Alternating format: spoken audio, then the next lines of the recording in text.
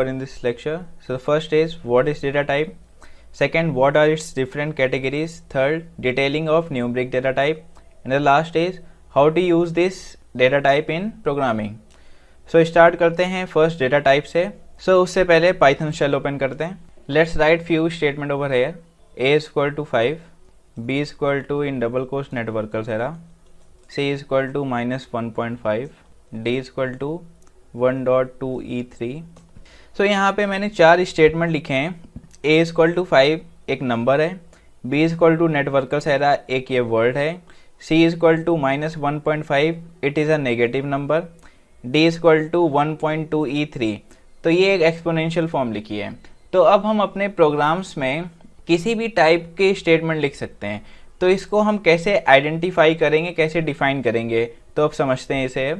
तो प्रोग्राम लिख रहे हैं तो उसमें हम नंबर्स, स्ट्रिंग, कॉम्प्लेक्स नंबर या लिस्ट का यूज़ करेंगे.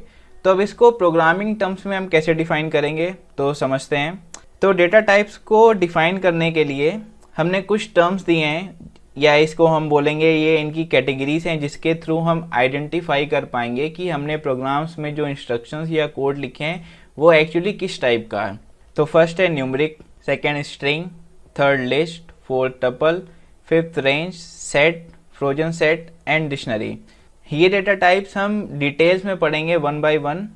सो स्टार्ट करते हैं आज न्यूमरिक डेटा टाइप से. Numeric means number. तो इसकी भी कुछ कैटेगरी है तो हम इसको देखते हैं पहले. न्यूमरिक डेटा टाइप को डिफाइन करा गया है इंट में, फ्लोट में, कॉम्प्लेक्स एंड बूल. तो हम ये सारे कैटेगरीज को इस वीडियो में कवर करेंगे. तो स्टार्ट करते हैं इंटीजर से जिसका शॉर्ट फॉर्म इंट है. तो पाइथन शेल फिर से ओपन करते हैं. तो अब अगर हमने लिखा है a इज इक्वल टू 5, हमें चेक करना है ये किस टाइप का डेटा टाइप है. तो इसके लिए आपको लिखना होगा टाइप और पैरेंथेसिस में लिखेंगे हम वेरिएबल का नेम a. अब जैसे ही हम एंटर करेंगे ये हमें डिफाइन करेगा ये किस टाइप का है. तो ये शो कर रहा है क्लास इंट. क्लास एक कीवर्ड है, इसके डिटेल में हम आगे सीरीज में देखेंगे. अभी आप सिर्फ फोकस करें इंट पे. इंट शॉर्ट में लिखा है इंटीजर. एक और एग्जांपल ले लेते हैं. e is equal to 2020. अगर हम लिखते हैं टाइप पैरेंथेसिस में e और एंटर, तो ये हमें शो कर रहा है इंट. मीन्स ये इससे आइडेंटिफाई हो रहा है कि वेरिएबल नेम e में हमने 2020 स्टोर जो किया है वो एक नंबर है और वो भी किस टाइप का है, इंटीजर टाइप का है. अब ये जो इंटीजर वैल्यू है इसको भी हमने कैटेगराइज किया है 4 वेज में. तो इसको भी समझते हैं. तो इंटीजर को हम किस फॉर्म में डिफाइन कर सकते हैं, means decimal form, binary form, octal form या हेक्साडेसिमल फॉर्म. तो हमने पहले डेटा टाइप देखा. डेटा टाइप में पहले न्यूमरिक समझा, न्यूमरिक में फिर हमने इंटीजर समझा. अब इंटीजर में पहले हम ये 4 फॉर्म कवर करेंगे, उसके बाद फिर हम स्विच करेंगे फ्लोट पे, कॉम्प्लेक्स पे, देन बुलियन पे. तो हम पहले कवर करेंगे decimal, binary, octal and hexadecimal form. तो फिर से पाइथन शेल ओपन करते हैं. a इज इक्वल टू 10 लिखते हैं. तो ये क्या है, एक डेसिमल नंबर है. अब अगर हमें डेसिमल टू बाइनरी कन्वर्ट करना है या बाइनरी टू डेसिमल कन्वर्ट करना है, हम यहाँ पे डायरेक्टली यूज करेंगे प्री डिफाइंड फंक्शन. अगर हमें बाइनरी में कन्वर्ट करना है तो इसके लिए कुछ रूल्स है. प्रीफिक्स यूज करना पड़ेगा. स्मॉल बी और कैपिटल बी लिखेंगे हम 0, स्मॉल बी लिखेंगे और 0 कैपिटल बी लिखेंगे. तो इसको प्रैक्टिकली चेक करते हैं. फॉर एग्जांपल मैंने लिखा c is equal to 0 small b, मैं लिखता हूँ 1010. ओके. अब मैं अगर लिखता हूँ प्रिंट पैरेंथेसिस में c, तो इसका आउटपुट आएगा 10. That is correct. अब ये हमने कन्वर्ट किया बाइनरी टू डेसिमल.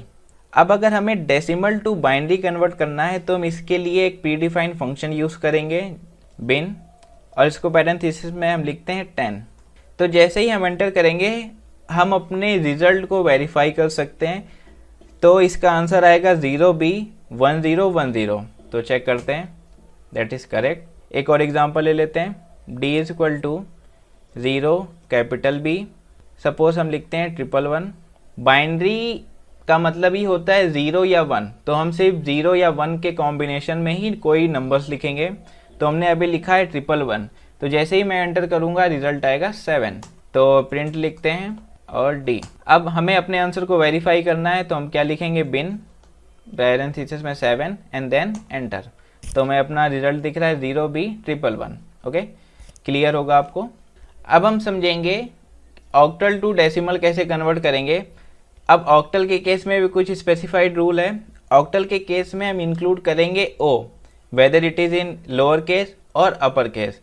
और ऑक्टल मीन्स क्या होता है, इसमें डिजिट हम 0 to 7 के बीच में कोई भी डिजिट ले सकते हैं। तो इसको देखते हैं। सपोज मैं लिखता हूँ a is equal to 0 small o 1 2 3, print में लिखते हैं a, तो इसका आंसर आएगा 83, दैट इज करेक्ट। अब अगर हमें अपने आंसर को वेरीफाई करना है कि 83 एक डेसिमल नंबर है, अगर हम डेसिमल टू ऑक्टल कन्वर्ट करना होगा तो अब हम यूज़ करेंगे प्रीडिफाइंड फंक्शन ऑक्ट और पैरेंथेसिस में लिखेंगे 83 और हमें अपना रिजल्ट मिलेगा 0 small o 1 2 3, that is correct. Second example लेते हैं। b is equal to 0 capital O 111, enter करते हैं। अब अगर हम सिर्फ b लिख के भी एंटर करेंगे तब भी हमें अपना रिजल्ट मिलेगा, आपको पता होगा। तो इसका आंसर आना चाहिए 73, दैट इज करेक्ट। अब इसको फिर से वेरीफाई करते हैं, तो इसके लिए लिखेंगे ऑक्ट, पैरेंथेसिस में लिखेंगे 73, तो इसका रिजल्ट आएगा 0 स्मॉल o 111। तो अब जल्दी से हेक्साडेसिमल टू डेसिमल समझ लेते हैं। तो इसके लिए फिर से पाइथन शेल ओपन करते हैं। अगर हम हेक्साडेसिमल की बात करेंगे तो हेक्साडेसिमल का बेस होता है 16। अब हम इसमें डिजिट इंक्लूड कर सकते हैं 0 to 9 और इसमें अल्फ़ाबेट भी यूज़ कर सकते हैं A to F, मीन्स आप कैपिटल A भी यूज़ कर सकते हैं, स्मॉल a भी यूज़ कर सकते हैं, means lower case letter and upper case letter both are allowed in hexadecimal. तो अब इसका एग्जांपल देखते हैं। सपोज मैं लिखता हूँ a is equal to, hexadecimal to decimal convert कर रहे हैं तो इसमें यूज़ करेंगे हम स्मॉल x और कैपिटल X। सो 0x मैं लिखता हूँ A1, प्रिंट में लिखते हैं A, तो हमें अपना रिजल्ट मिलेगा 161, दैट इज करेक्ट। अब हमें इसे अगर चेक करना है कि हमारा आंसर सही है या गलत, तो हम क्या लिखेंगे, हम सिंपली टाइप करेंगे hex, that stand for hexadecimal, यहाँ पे लिखेंगे 161 एंड एंटर करेंगे तो हमें रिजल्ट मिल रहा है 0xA1। एक और एग्जांपल देख लेते हैं। b is equal to, suppose मैं लिखता हूँ 0 कैपिटल X, अब यहाँ पे लिखते हैं 1 कैपिटल A, एंटर करते हैं। अब मैं b प्रेस करके एंटर करूँगा तो हमें रिजल्ट मिलेगा 26। अब अगर हमें अपने आंसर को वेरीफाई करना है तो हम सिंपली लिखेंगे हेक्स, पैरेंथेसिस में लिखेंगे 26, तो रिजल्ट आएगा 0x1A, दैट इज करेक्ट। तो हमने कवर कर लिया है इंटीजर में चारों फंक्शन हमने समझ लिए कि इंटीजर को डेसिमल फॉर्म, बाइनरी फॉर्म या ऑक्टल फॉर्म या हेक्साडेसिमल फॉर्म में कैसे कन्वर्ट करते हैं। तो अब हम लोग मूव करेंगे न्यूमरिक के second type, that is float, then complex, then बूल।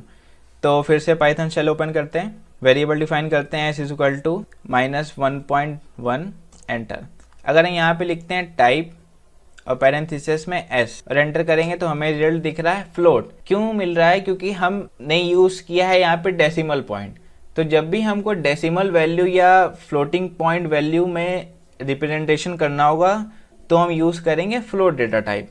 एक और एग्जांपल देखते हैं। t is equal to, suppose मैं लिखता हूँ यहाँ पे 1.23e, टाइप पैरेंथेसिस में t, तो ये शो करेगा it is also a float data type.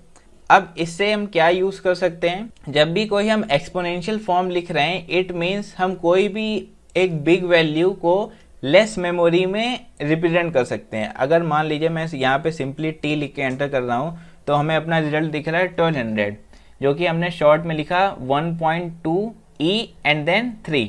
Suppose मैं यहाँ पे लिखता हूँ z is equal to 2.5e then 4, z करके एंटर करूँगा तो 25,000 हमको आंसर मिलेगा। तो अब इससे क्या हुआ, हमने लेस मेमोरी में एक बिग वैल्यू स्टोर करी। इसका एडवांटेज ही यही है कि अगर हम फ्लोटिंग डेटा टाइप यूज़ कर रहे हैं और वो भी एक्सपोनेंशियल फॉर्म, तो हमें एक बड़ी वैल्यू को लेस मेमोरी में स्टोर कर सकते हैं, रिप्रेजेंट कर सकते हैं। ठीक है, तो अब मूव करते हैं third type, that is complex data type. अब कॉम्प्लेक्स नंबर को रिप्रेजेंट करने का एक यूनिक वे है। सपोज मैं लिखता हूँ यहाँ पे a is equal to 1 + 2j। अब 2j का मतलब यहाँ पे हो गया इमेजिनरी पार्ट एंड 1 क्या है, रियल पार्ट। एक और एग्जांपल लेते हैं, b is equal to 2 + 3j, enter. c is equal to a + b। अब यहाँ पे लिखता हूँ मैं प्रिंट पैरेंथेसिस में c, तो हमें अपना रिजल्ट मिल रहा है 3 + 5j। इट मीन्स ये ऑपरेशन भी परफॉर्म हो रहा है। मैं लिख रहा हूँ सी डॉट, अब यहाँ पे एक पॉपअप दिखेगा जहाँ पे 3 ऑप्शन शो कर रहा है, एक कॉन्जुगेट, इमेजिनरी एंड रियल।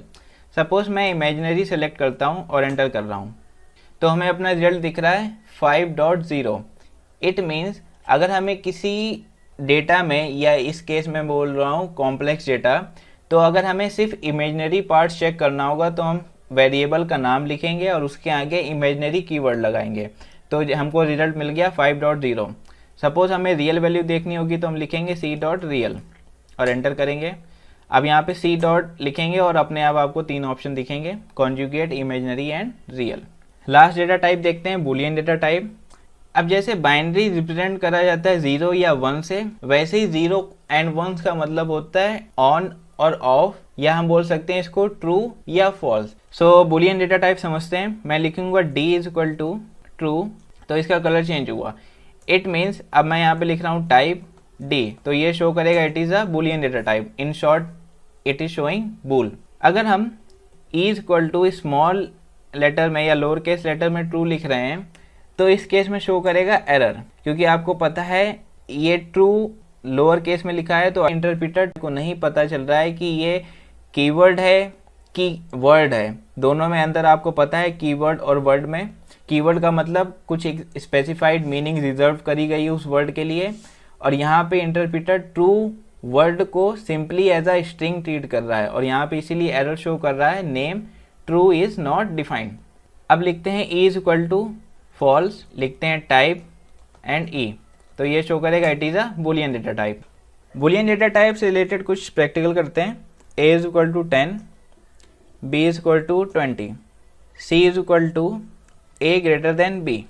अब यहाँ पे a > b मीन्स 10 > 20, तो ये एक्सप्रेशन गलत है, तो रिजल्ट आना चाहिए फॉल्स। तो हम लिखेंगे प्रिंट पैरेंथेसिस में c, तो हमको रिजल्ट शो कर रहा है फॉल्स।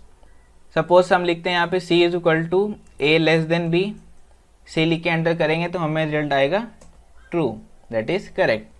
चलिए कुछ इंटरेस्टिंग करते हैं, ट्रू प्लस ट्रू। तो अब अगर आपको याद होगा मैंने बोला कि 0 एंड 1 रिप्रेजेंट करा जाता है ट्रू या फॉल्स से, या ऑन या ऑफ, तो ट्रू का मतलब हो गया 1, तो 1 + 1 इसका रिजल्ट आना चाहिए 2, दैट इज करेक्ट। सपोज मैं लिखता हूँ फॉल्स माइनस ट्रू, तो इसका रिजल्ट आएगा -1, that is correct. So guys एक बार फिर से कवर कर लेते हैं। डेटा टाइप्स में हमने अभी सिर्फ न्यूमेरिक डेटा टाइप कवर किया है, रिमेनिंग डेटा टाइप हम आगे सीरीज में कवर करेंगे। न्यूमेरिक डेटा टाइप में हम सारे डेटा टाइप्स देख लिए हैं, integer, float, complex and Boolean. Integer की जो 4 फॉर्म थी, decimal form, binary form, octal form and hexadecimal form, ये भी कवर कर लिया है। सो गाइस देखते हैं नेक्स्ट लेक्चर में कौन से टॉपिक कवर करेंगे। What is string data type, second what are predefined function, third how to remove spaces between the string, and the last how to slice a string and other operation.